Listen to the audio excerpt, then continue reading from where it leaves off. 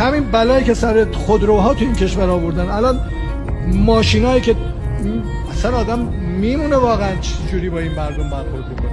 ماشینایی که مثلا فرض کنید قیمتش مثلا $20,000، ما تو این مملکت به مردمی که حقوق به اصطلاح $100، $200، $300 میدیم میفروشیم $100,000. خوابش هم نمیبینن این ماشینا رو. در صورتی که همون مرز رو وا کنه این ماشین بیاد خیلی راحت میتونه با اینو، الان ماشینی که اگر همون لند کروز میگن چی میگن بیاد با پول خودش 2 میلیارد رو تو این مملکت میفروشن 20 میلیارد. مردم چه گناهی کردن ما داریم این کارو باشه؟ شما به صداقت شما اطمینان دارید؟ اگر هر کاری کردید نشد به همان اجماع سازی که گفتید تمام تلاشی کردید، سنگ‌اندازی اجازه نداد که فرضاً یک تعهدی که مردم دادید رو انجام بدید، در اون شرایط چه میکنید آقای دکتر؟